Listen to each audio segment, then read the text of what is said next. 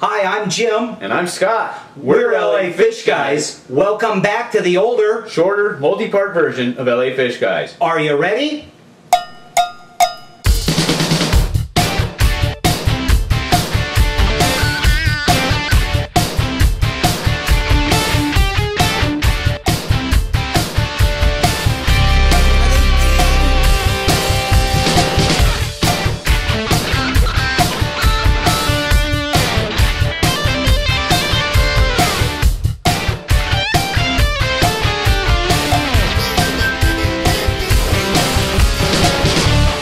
Welcome back. It's been a couple weeks since we set the new lights up. The tank has responded very well. In that time I made a point of cleaning up all the wires and adjusting the lights so that we can focus the lights where it was needed on the corals and live rock as opposed to on the glass.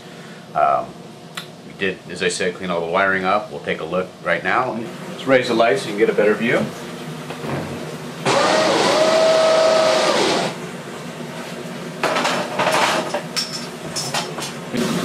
So do ignore these wires. Got things plugged in for fans and stuff that are running off the power bars up here. These fans are used for cooling the tank.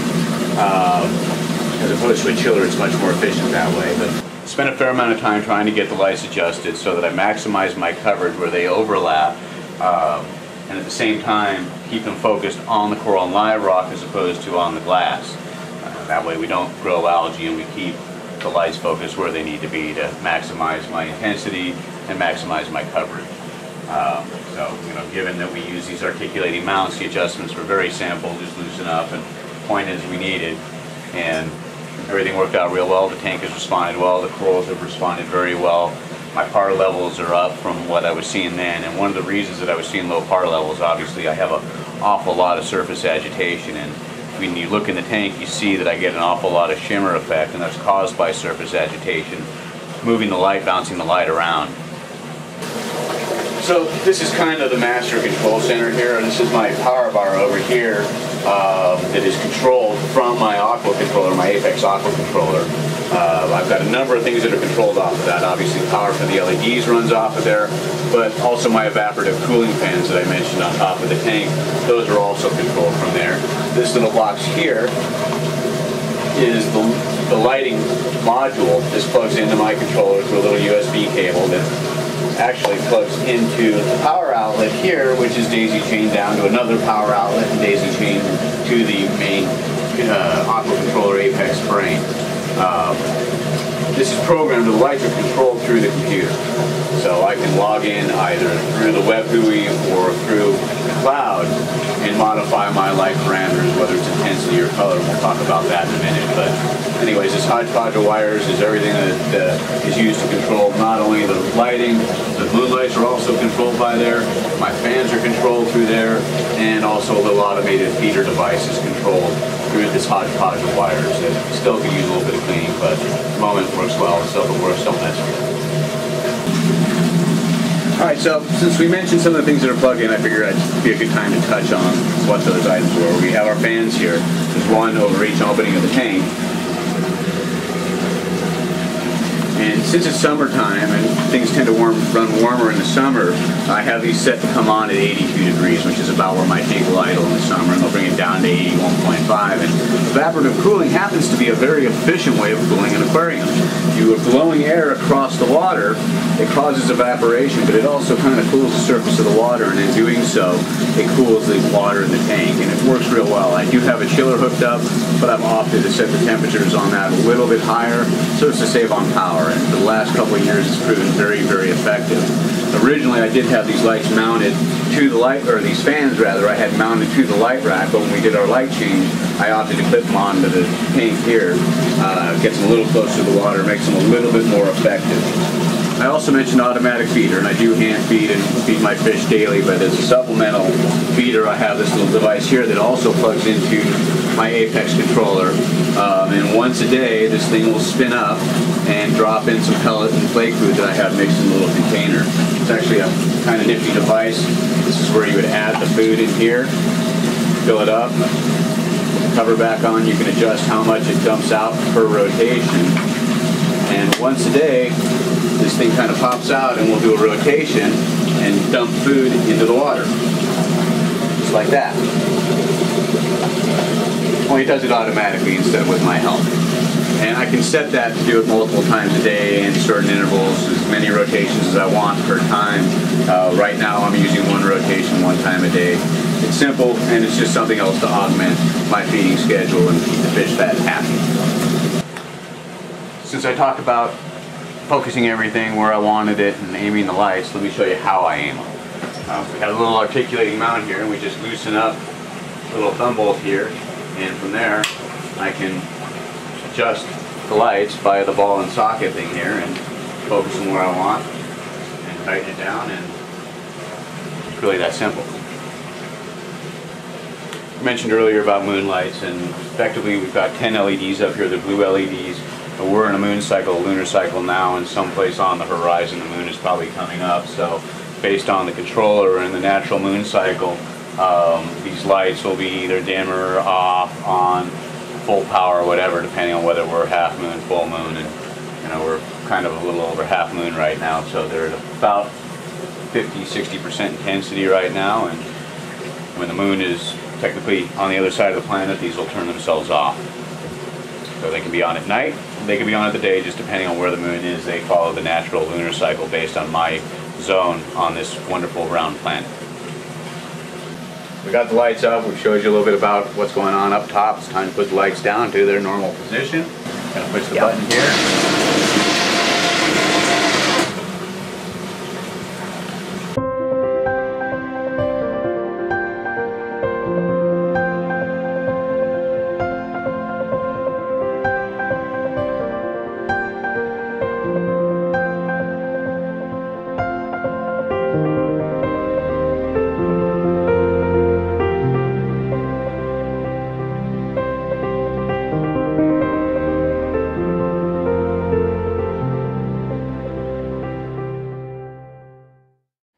With Neptune Systems' new cloud-based control, Apex Fusion, you can control products from Ecotech Marine and their Radion LED with an ease never been seen before. Right from the dashboard, you get a graphical user interface that allows you to adjust the time, the intensity, and the lighting mode of your Radion LEDs. You can even use it on a mobile device, and you can add clouds and lightning. Also, it controls the Vortec pumps. Right from the dashboard again, you get a graphical interface that's very familiar, allows you to change the intensity, the time, and even the mode that the Vortec pump is in. And if you want to compare that to another pump, or even to the Radion LED, that can be done with these as well. All of this is with the Apex, Apex Fusion, and the WXM module from Neptune Systems. He used to buy 600 gallons of ocean water every 2 weeks. Now he makes his own for a third of the cost. He designed, bred, and services jellyfish tanks on a regular basis, but has never been stung. He cleans some of the finest aquariums in town, but never finds enough time to clean his own. He makes 200 gallons of purified water at one time, then dumps a bag of salt into it. He has solved long-term hair algae problems using algae against themselves. He is the most interesting fish guy in the world. I don't always make DI water, but when I do, I prefer SpectraPure. Stay pure, my friends. Receive a $50 LA Fish Guys discount on a SpectraPure MaxCap 90 5-stage RODI water purification system. Just call or go online to SpectraPure.com and mention or enter LA Fish Guys coupon code LAFMAX50 to receive your LA Fish Guys $50 discount. Reef Hobbyist Magazine believes that our hobby, our fellow hobbyists, and the animals in our care are best served by the free distribution of quality information. Reef Hobbyist Magazine provides hobbyists with critical husbandry information with an emphasis on marine ornamental breeding efforts. Reef Hobbyist Magazine is available for free in local fish stores across the country, or you can subscribe at www.reefhobbyistmagazine.com. So we talked about the tank being controlled through the Apex computer, and there's two ways to manage that. You can manage it through your regular web browser via a connection to the to the Apex. It acts as a web server so that you can access it anywhere if you have it configured properly. They implemented a new feature called Fusion, which essentially is Apex management through the cloud, and it really simplifies management. In fact, I've become very proficient at programming the Apex and programming profiles, which are what you would use to create sunrises and sunsets. But Fusion does that all for you, and we'll talk about that next. So as I said, there's two ways to control the Apex. One is via the regular web browser through the internal web server on the Apex, and the second way is through the cloud. I also keep a webcam on it, and when you take a look at the screen, you can actually see LA Fish Guy Jim there shooting himself. So this is the internal web server, one of the pages of the internal web server.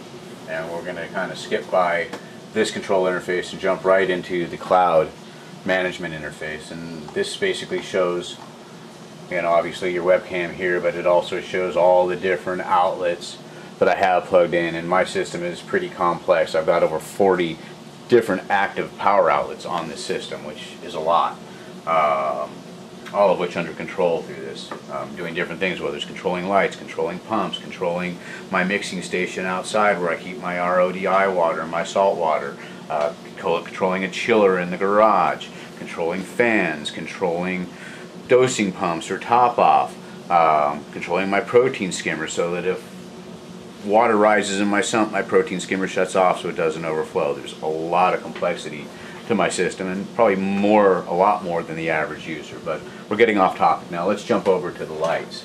So with the lights, there's two things that I control to change their intensity and color, and essentially again that's color and intensity are the two items that I control.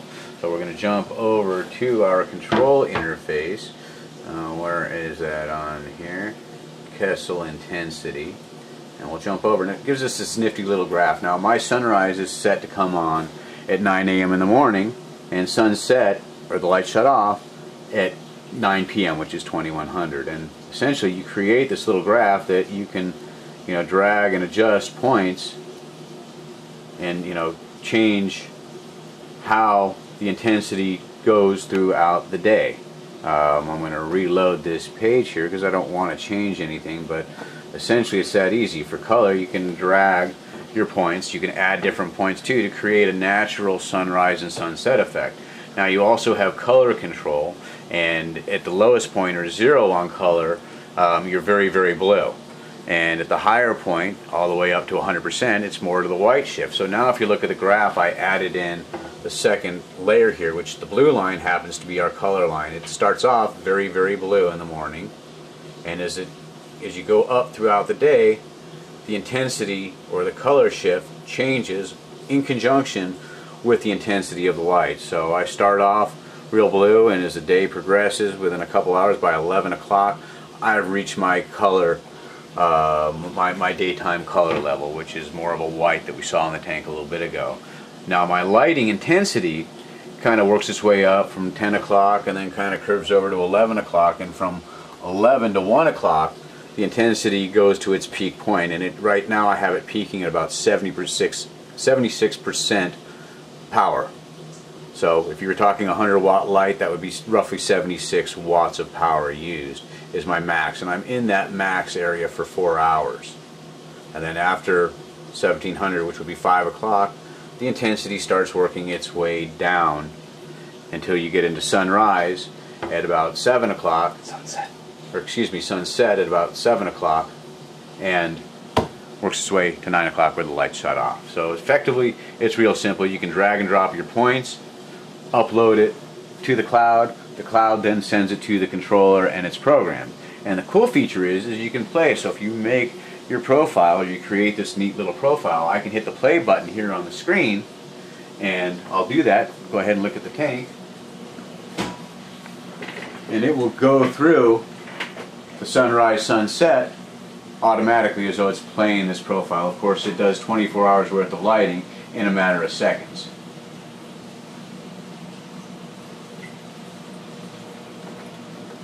So there you have it. That's the control interface for the Apex. That's how I control my lights and program my lights. Obviously there's a lot of other things that I control in here that we don't want to get into. It's very complex, but I wouldn't run a big tank without a solution like this.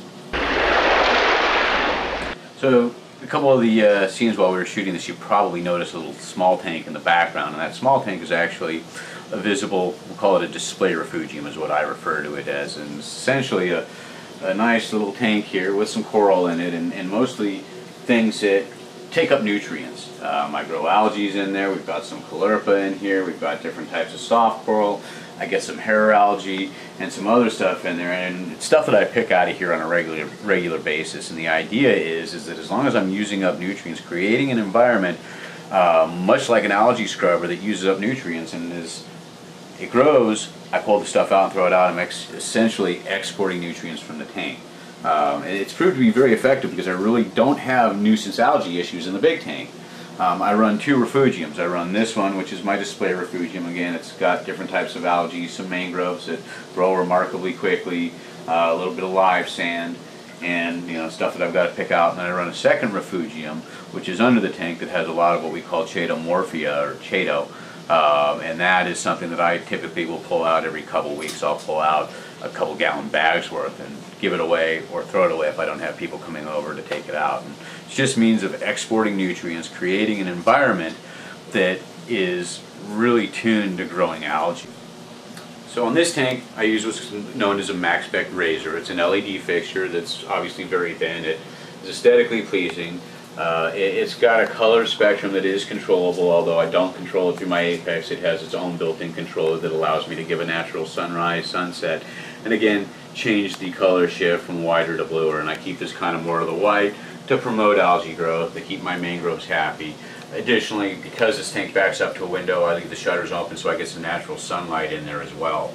And it does help, my algae grow pretty well.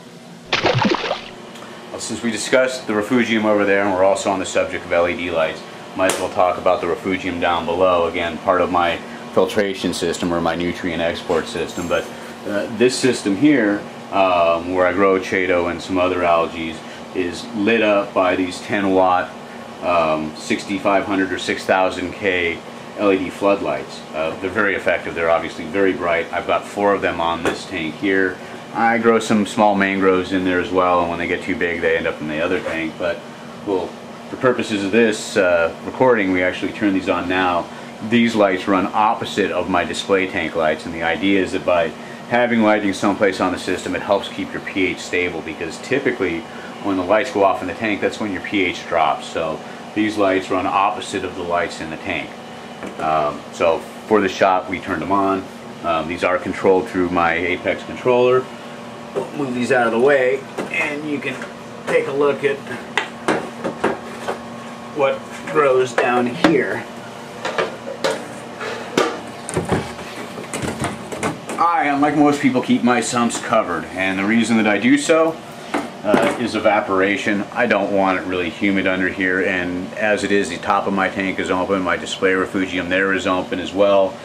I keep both my sump and my under tank refugium here covered up to help prevent evaporation and also keep humidity down. So we'll put a little light on here so that you can see what's growing in there. And this stringy stuff here is chaeto, and I've got quite a bit of it growing in there.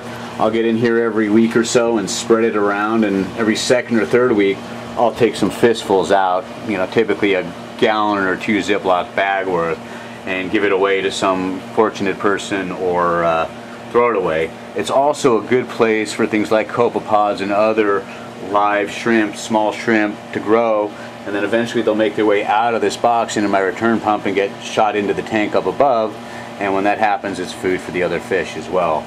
So I've seeded this thing with thousands and thousands of little pods to help facilitate their reproduction and establish a good amount of them for my system.